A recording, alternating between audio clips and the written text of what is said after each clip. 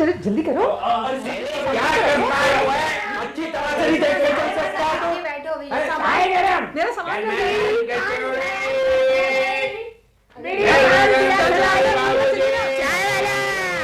बाबूजी चलिए ना। अरे बाबा, अरे यहाँ कहाँ घुसे चले आ रहे हो भाई? इस डब्बे में पैर टिकाने तक की जगह नहीं है। अरे आगे बढ़ो बाबा, आगे बढ़ो, सारी गाड़ी खाली पड़ी है। ए बुढ़िया, क्यों बार बार दरवाजा खोलती है? पता नहीं भीड़ को इसी डब्बे में घुसने की पड़ी है। अरे बंद कर बाबा, दरवाजा बंद कर। अरे भाई सारी गाड़ी छान मारी है हमने, कोई घुसने नहीं दे रहा। अरे भाई मेहरबानी करो भाई, वरना गाड़ी चल देगी तो हमारी भला से, हमें भी बहुत लंबा सफर तय करना है, समझे? चलिए बाबूजी, हर जगह यही दुत्कार फटकार सुनाई दे रही है। यहाँ लोग जबरदस्ती पैर फैलाए बैठे हैं, बहुत जगह है, चलिए अंदर। चलिए अंदर। अरे वाह, ये भी कोई जबरदस्ती है? ये लोग हमारे सिर पर आकर बैठेंगे क्या? हम लोग आपके कदमों में बैठ जाएंगे चाचा जी, आप क्यों परेशान होते हैं? मैं तुम जैसे खुशामदियों को अच्छी तरह पहचानता हूँ। पैर से खिसकते खिसकते हमारे बराबर आ बैठेंगे और फिर हमारी जगह पर कब्जा कर लेंगे। चाचा, हमने ये सीट हमेशा के लिए खरीद तो ली नहीं है जो ये लोग कब्जा कर लेंगे। मुसाफिरों को हिल मिलकर सफर करना चाहिए। आइए बाबूजी, आप मेरे पास बैठिए। चाचा, थोड़ा सा खिड़की की तरफ खिसक जाइए, इनके लिए भी जगह हो जाएगी। आइए देवी जी, आप भी बैठिए यहाँ। भगवान तुम्हारा भला करे बेटा। मैं तो घबरा ही गया था कि शायद गाड़ी छूट जाएगी और हम लोग प्लेटफॉर्म पर ही धक्के खाते रह जाएंगे। बाबूजी, ऐसा लगता है आप लोग ज्यादा सफर नहीं करते, वरना यह बात तो आम है कि शुरू में जो डांट टपट और तू मैं मुसाफिरों के बीच में होती है, कुछ ही मिनटों में वो प्रेम की बोली बोलने लग जाते हैं। यहाँ तक कि बाद में उन लोगों में जिंदगी के बड़े बड़े फैसले भी हो जाते हैं। आप आराम से पीठ टिका कर बैठिए। तुम ठीक से बैठ जाओ चंद्रिका बेटी। जी बाबूजी। हमारी किस्मत अच्छी है, अच्छे लोग मिले हैं हमें सफर में साथ के लिए। हाँ, आप बिल्कुल संकोच ना कीजिए, ये नीची वाली बर्थ मेरी ही है। मैं बिल्कुल ठीक हूँ, संकोच की कोई बात नहीं है। क्या साहित्य में थोड़ी बहुत रुचि है आपकी? अरे बेटा, मेरी बेटी चंद्रिका ने हिंदी साहित्य में एमए किया है। अच्छा। और अब शोध कार्य करने की सोच रही है। ये तो बड़ा अच्छा संयोग है। आप जैसी पढ़ी लिखी लड़कियां आमतौर पर एक ही काम करती हैं। वो क्या आप भी किसी स्कूल या कॉलेज में अध्यापिका? जी नहीं, मैं अपने आप को इस योग्य नहीं समझती, इसलिए मैं एक बैंक में नौकरी करती हूँ। यानी साहित्य की भावभूमि से सीधी रुपयों, पैसों और आंकड़ों की दुनिया में पहुंच गई आप। वहां मन लग जाता आपका? मन न लगने जैसी कोई बात है ही नहीं। दुनिया किस तरह रुपए पैसों के आसपास मंडराती रहती है, ये देखना भी तो अध्ययन का विषय है। सो तो है। मुझसे बात करते करते इस पुस्तक से भी बातें करने लगी आप। इस पुस्तक का विषय कैसा लगा आपको? प्रेम भावना का मनोवैज्ञानिक अध्ययन। लिखने वाले ने बहुत ही दिलचस्प विषय चुना है। अपने मित्र को यह विषय मैंने ही सुझाया था। यानी इस पुस्तक के लेखक श्री चंद्र प्रकाश आपके मित्र हैं? हम दोनों की मित्रता बहुत गहरी है। बरसों मिलते नहीं है, लेकिन जब मिलते हैं तो लगता है बरसों से साथ बैठकर बातें कर रहे हैं। अच्छा। देखिए ना, पुस्तक के पहले पृष्ठ पर मेरे लिए क्या संबोधन लिखा है। सुदीप को, जिसने मेरे मन मस्तिष्क में प्रेम भावना का दीप जलाया और इस उपलब्धि तक पहुंचाया। आपका नाम? जी हाँ, यही है मेरा नाम। अरे,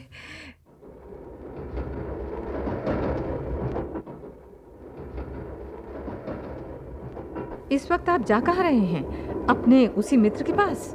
नहीं, जीवन की एक अजीब पहेली बुझाने जा रहा हूँ। और आप? मैं एक परीक्षा के लिए जा रही हूँ। परीक्षा?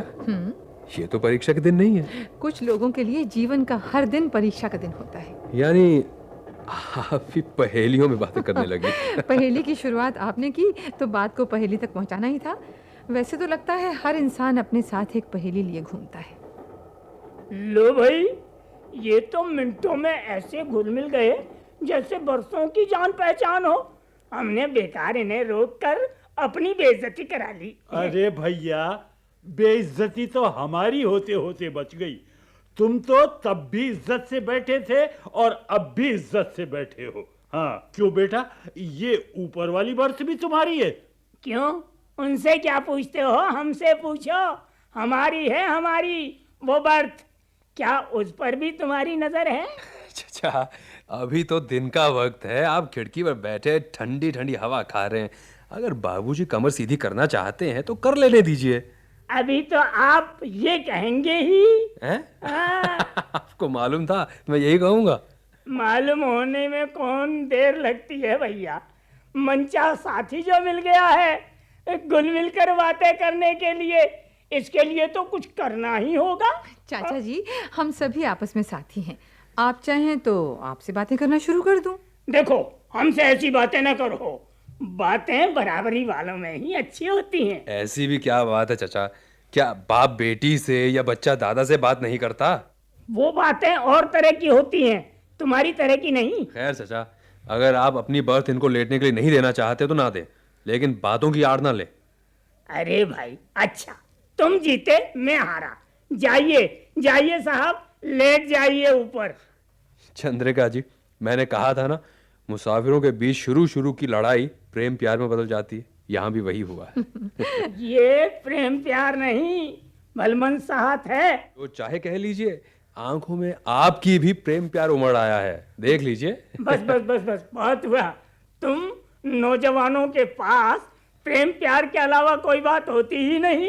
अरे चाचा जी, प्रेम प्यार कोई बुरी बात तो है नहीं। और चाचा, जमाना बदल गया है। अगर इस जमाने की लड़कियां डरने लगेंगी तो जीना मुश्किल हो जाएगा इनका। अच्छा बेटी चंद्रिका, मैं ऊपर चलकर लेटता हूँ। जी बाबूजी। तुम जरा साबान पर नजर रखना। हाँ हाँ बाबूजी। बाबूजी, ऊपर बिछाने के लिए कुछ चाहिए आपको? मेरा बिस्तर तो बिछाई हुआ है, क्या तुम उस पर दूसरा बिस्तर बिछाओगी अपना हक जताने के लिए? हक की आपने खूब कही चाचा जी। जब आपके बिस्तर पर हमारा हक हो गया तो हम भला दूसरा बिस्तर बिछाने की क्यों सोचेंगे? अरे भाई, हमारी बेटी ने इस लिहाज से कहा था कि कई लोग अपने बिस्तर पर दूसरों का लेटना ठीक नहीं समझते, और कोई बात नहीं। अरे इतनी देर से आपसे बातें हो रही हैं, आपका नाम ही मालूम नहीं हुआ मुझे अभी तक। आपको नाम से क्या काम है? आप अपने काम से काम रखिए। जाइए, सो जाइए चुपचाप। चाचा, हम लोग पिछली रात से साथ हैं। मैंने भी आपका नाम पूछने की गुस्ताखी नहीं की है। ऐसी गुस्ताखी ना ही करो तो अच्छा है। हमने इनका नाम चाचा जी रख तो दिया है, अब और नाम पूछने की क्या जरूरत है? बस बस, बहुत हो चुकी नाम की रामायण। अब अपना काम करो जाकर। एक ही तो काम है यहाँ बातें करने का, वही कर रहे हैं। क्या मैं ये पुस्तक कुछ देर के लिए पढ़ सकती हूँ? पढ़ने के लिए तो मुझसे लिया आपने, शौक से पढ़िए। वैसे प्रेम के मनोविज्ञान के बारे में आपके क्या विचार हैं? प्रेम एक ऐसे आकर्षण का नाम है जो अनजाने ही दोनों तरफ उभरने लगता है। मैं तो ऐसा ही सोचती हूँ। लेकिन ये तो प्रेम की बात हुई, प्रेम के मनोविज्ञान की तो नहीं। प्रेम का मनोविज्ञान प्रेम ही का दूसरा नाम है। हाँ, उसकी स्थितियाँ और परिस्थितियाँ अलग अलग हो सकती हैं। आपने भी कभी अपने आसपास ऐसी स्थितियां और परिस्थितियां देखी होंगी? रोज देखती हूँ, हर पल देखती हूँ और महसूस भी करती हूँ। महसूस करने की बात तब पैदा होती है शायद जब परिस्थिति या परिस्थितियां अपने पर गुजर रही हों। दूसरे के मन में होने वाले प्रेम को आप कैसे महसूस कर सकती हैं? देखिए, कुछ बातें ऐसी गहन और गंभीर होती हैं जिनका सीधे शब्दों में जवाब नहीं दिया जा सकता। शायद आपके मित्र की इस किताब में इसका जवाब मिल जाए। खैर, क्या एक व्यक्तिगत प्रश्न पूछ सकता हूँ? समझ में नहीं आ रहा है कि हाँ कहूँ या ना। अगर प्रश्न आपको ठीक ना लगे तो टाल दीजिएगा। वैसे अब तक आपको इस बात का तो विश्वास हो ही गया होगा कि मैं कोई अनुचित प्रश्न आपसे नहीं पूछूंगा। तो पूछिए ना।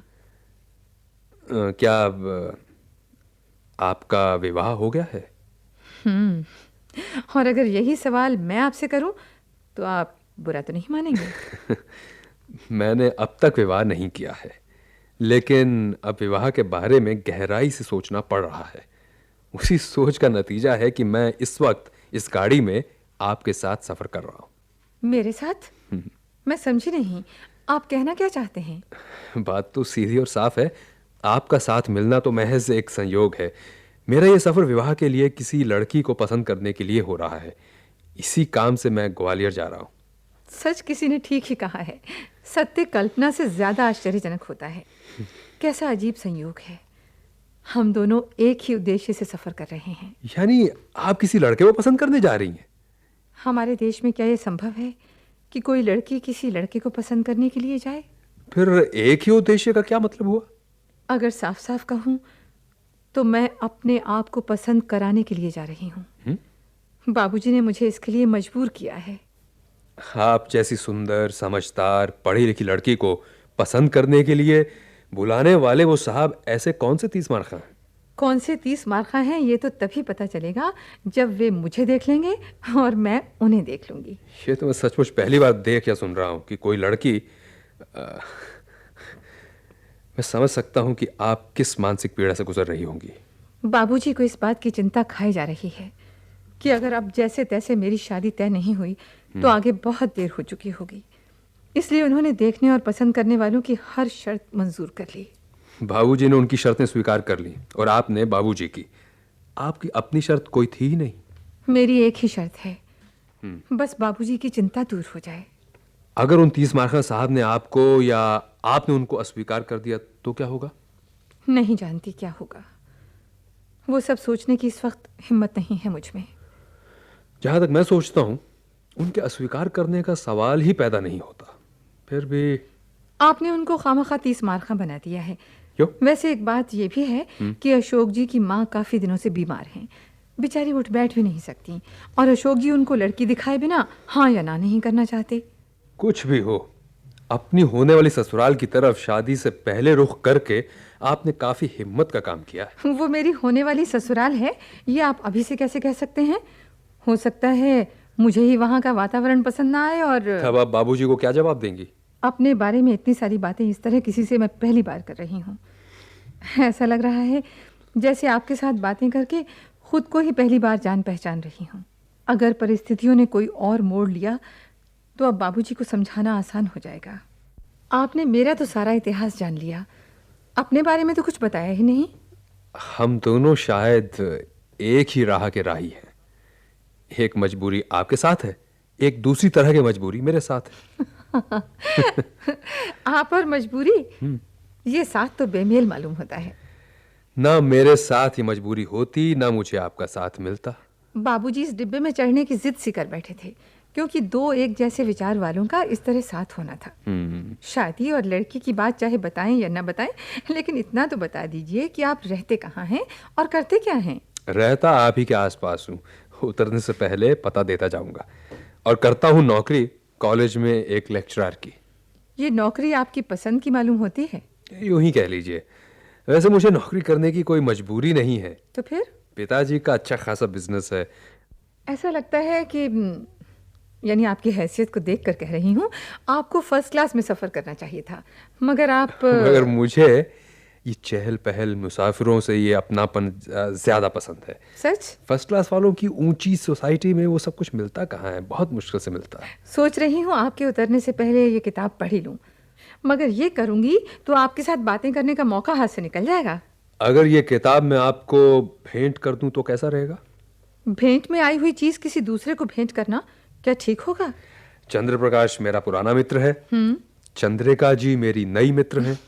दोनों तरफ मित्र हों तो औपचारिकताएं समाप्त हो जाती हैं। लीजिए, ये किताब मैं आपके नाम लिख देता हूँ। कितने दिन निभ पाएगी हमारी ये मित्रता? अगर हम दोनों चाहें तो सारी जिंदगी निभ सकती है, और ना चाहें तो इसी सफर का साथ होकर खत्म हो सकती। मेरी तरफ से तो ऐसा नहीं होगा, आपकी बात आप जाने। आपने मुझे मुश्किल में डाल दिया है ये कहकर। अच्छा चंद्रिका, अब आपका नाम लेकर पुकारूं तो आपको बुरा तो नहीं लगेगा? अब अगर आप करते रहेंगे और मेरा नाम लेकर नहीं पुकारेंगे तो जरूर बुरा लगेगा।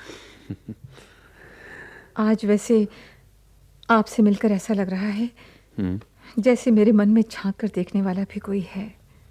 प्रभावित तो आपने भी मुझे उतना ही किया है। मैं जिस लड़की को देखने जा रहा हूं ना, उसे पसंद कर लेने के लिए मेरे परिवार वाले बहुत जोर दे रहे हैं। आपसे मिलने के बाद मेरे विचार भी कुछ बदल रहे हैं। ऐसा लगता है अब मैं इनकार करने की हिम्मत जुटा पाऊंगा। परिवार वालों को नाराज करना ठीक होगा क्या? मैंने तो हमेशा ही अपनी अलग राह अख्तियार की है। खैर, अच्छा, आप अपना पता तो दे दीजिए। हाँ। कहीं उतरने की जल्दी में वो रह गया तो गजब हो जाएगा। ये लीजिए डायरी, इसमें लिख दीजिए। लाइए। और आपका पता? हाँ, इस डायरी में ही मेरा एक कार्ड है, वो ले लीजिए आप। हाँ हाँ। अरे, मेरा स्टेशन तो अब बस आने ही वाला है। मैं उतरने की तैयारी करता हूँ। हाँ हाँ। देखिए, आपके साथ क्या बीती ये आप मुझे लिखिएगा, हाँ? और मैं अपनी आप बीती आपको लिख भेजूंगा। ठीक है? ठीक है, लेकिन पता नहीं लिखने के बाद मिलने की बारी कब आएगी। निराश होने की जरूरत नहीं है चंद्रिका। जिस प्रबल संयोग ने हमें आज मिलवाया है ना, वो व्यर्थ नहीं जाएगा। प्रेम पूर्वक विदा दो चंद्रिका। सुदीप, पत्र लिखने में ज्यादा देर न करना। बिल्कुल नहीं। अच्छा, मैं चलता हूँ। अच्छा सुदीप।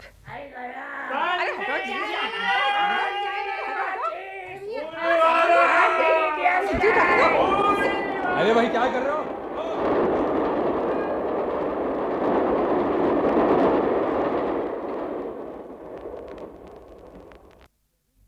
आइए आइए बाबूजी। चंद्रिका जी, आप भी आइए ना। जी। माता जी अंदर वाले कमरे में लेटी हैं। माता जी क्या उठकर बाहर वाले कमरे में भी नहीं आ सकती? उठकर आ तो सकती हैं, लेकिन डॉक्टर ने मना किया है। ओह। इसीलिए आपको यहाँ आने की तकलीफ करनी पड़ी। आइए ना, आइए।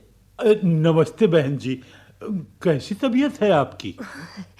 तबीयत का क्या पूछते हैं भाई साहब, देख ही रहे हैं ना, हाथ पैर जवाब दे चुके हैं। जरा उठती हूँ तो हाफ जाती हूँ। आओ चंद्रिका, आओ बेटी, बैठो। बेटा अशोक, तूने जो फोटो दिखाई थी ना, उससे भी ज्यादा सुंदर है मेरी होने वाली बहू। एक ही झलक में इसने तो मेरा मन मोह लिया है बेटा। बस माँ, बस। तुम्हारा मन मोह लिया इन्होंने तो मुझे भी स्वीकार है यह रिश्ता। अरे चंद्रिका बेटी, पैर छुओ माता जी के, पैर छुओ।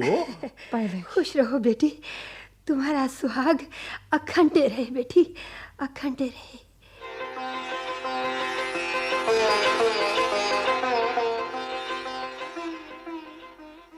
प्रिय सुदीप, यहाँ पहुँचते ही अशोक और उनकी माताजी ने रिश्ता मंजूर कर लिया और मुझे धर्म संकट में डाल दिया। बाबूजी तो इस रिश्ते से इतने खुश हैं कि जैसे जिंदगी की सबसे बड़ी लड़ाई जीत ली हो। लेकिन भाग्य ने मुझे ऐसे मोड़ पर ला खड़ा किया है कि सामने की राह देख कर भी नहीं दिख रही। शायद तुम्हारे साथ भी ऐसा ही हुआ होगा, और तुमने कह नहीं सकती कि तुमने उन्हें क्या जवाब दिया होगा।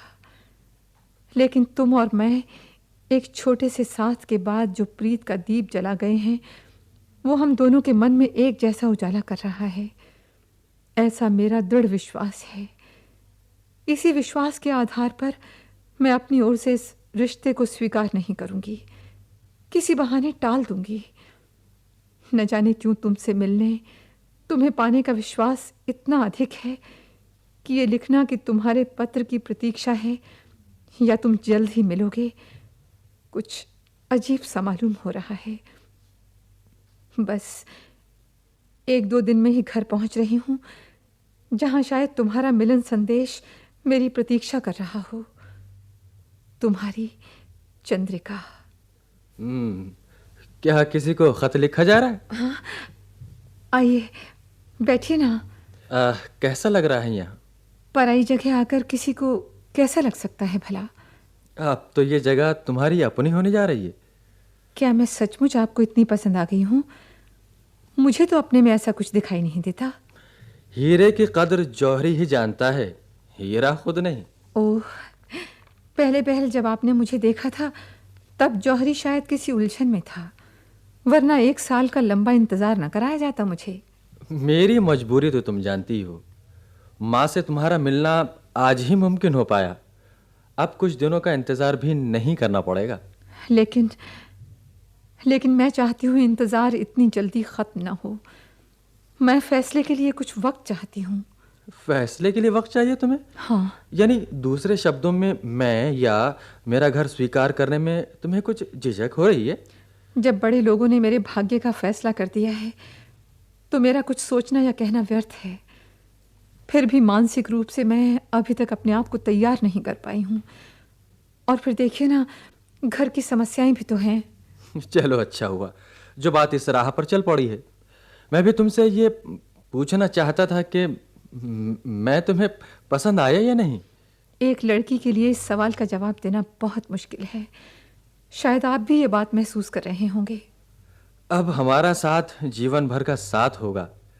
किसी भी तरह का दुराव या संकोच बाद में जीवन में उलझने पैदा कर सकता है। आप बिल्कुल सही कह रहे हैं। मैं आपको विश्वास दिलाती हूँ कि मैं किसी तरह का दुराव या संकोच अपने मन में नहीं रहने दूंगी। बस थोड़ा सा वक्त चाहिए मुझे। हम लोगों ने आपकी स्वीकृति के लिए 1 साल इंतजार किया। क्या आप कुछ दिन भी इंतजार नहीं कर सकते? अरे जरूर कर सकता हूँ।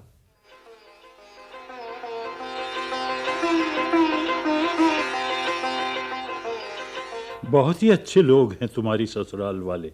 बेटी, क्या तुमने अशोक को ये जताया है कि हम शादी के लिए अभी तैयार नहीं हैं? शादी की ऐसी जल्दी भी क्या है बाबूजी? अब और राह देखने का सब्र मुझ में नहीं रहा बेटी। कितनी मुश्किलों के बाद ये रिश्ता तय हुआ है। अरे तुम चुप क्यों हो गई बेटी? क्या बात है? कुछ नहीं बाबूजी। देख रहा हूं जब से अशोक से तुम्हारी शादी की बात तय हुई है तुम उदास सी हो गई हो। क्या तुम्हारे मन में?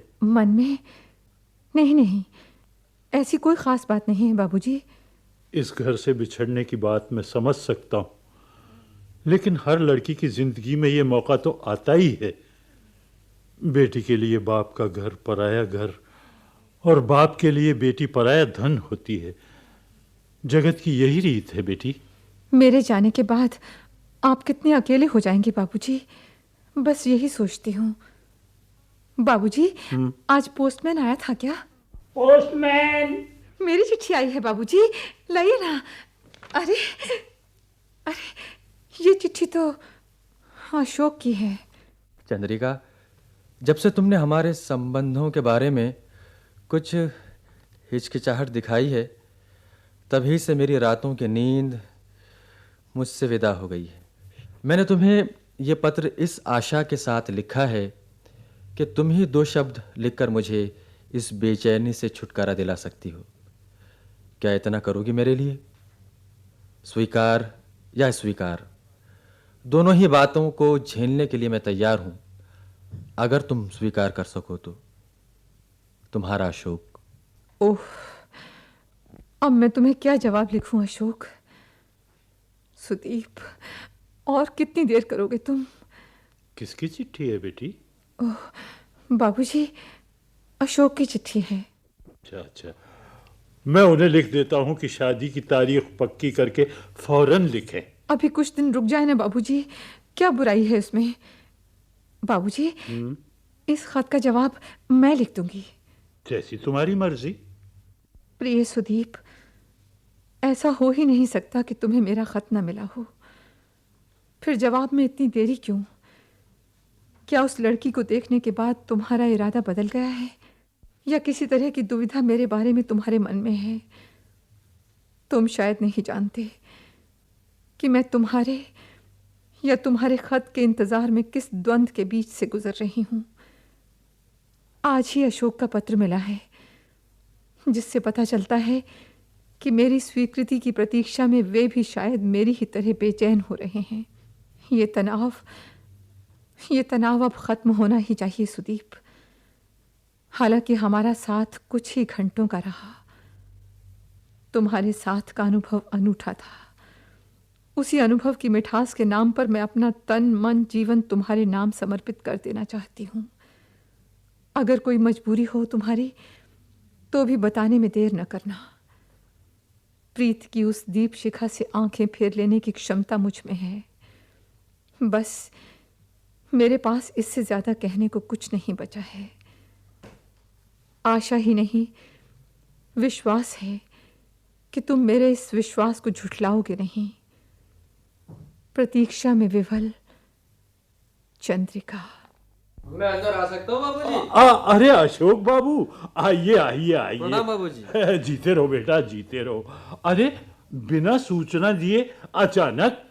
इस तरफ आना हुआ इसलिए चला आया, खबर देने को वक्त ही नहीं था। कैसी हो चंद्रिका? बस ठीक हूँ। अच्छा बेटा, आप लोग यहाँ बैठकर बातें करो, मैं अभी आया। चंद्रिका, मैं यहाँ सिर्फ अपने खत का जवाब लेने आया हूँ। आपको अचानक सामने देखकर और भी उलझन में पड़ गई हूँ। क्या जवाब दूँ समझ में नहीं आ रहा। इसी उलझन को तो खत्म करने मैं यहाँ आया हूँ। ये जिंदगी का सवाल है, इसमें जल्दबाजी अच्छी नहीं। लेकिन धीरज की भी एक हद होती है चंद्रिका। हाँ, शायद हम दोनों ही हद के उस पार पहुंच गए हैं। शुक्र है तुमने अपने मन का कुछ तो अंदाजा दिया मुझे। पोस्टमैन। आओ भैया, लाओ। लीजिए। अरे ये तो मेरे ही नाम है। क्या किसी सहेली की शादी है? जरा देखूं तो। सुदीप की शादी सुधा के साथ हो रही है। अब कौन है ये सुधा? सुधा सुदीप की पत्नी बनेगी, उसके बारे में इतना ही जानती हूँ बस। लेकिन निमंत्रण पत्र पर सुदीप ने लिखा है, चंद्रिका जी, मैं आग्रह पूर्वक आपको बुला रहा हूँ, अवश्य आइएगा, सुदीप। यानी तुमको इस शादी में शामिल होना ही पड़ेगा। शामिल होना ही होगा तो हम दोनों साथ शामिल होंगे। मैं समझा नहीं। आपको अब मेरे जवाब का और इंतज़ार नहीं करना पड़ेगा। सच्ची प्रीत से अब तक अनजान थी, अब मन की सारी दुविधाएं समाप्त हो गई हैं। मेरा जवाब वही है जो आप चाहते हैं। चंद्रिका। हाँ अशोक, अपने द्वंद्व की कहानी मैं तुम्हें ज़रूर सुनाऊंगी, ताकि तुम्हें पता चल जाए कि हम दोनों एक ही राह से कैसे गुजरे हैं।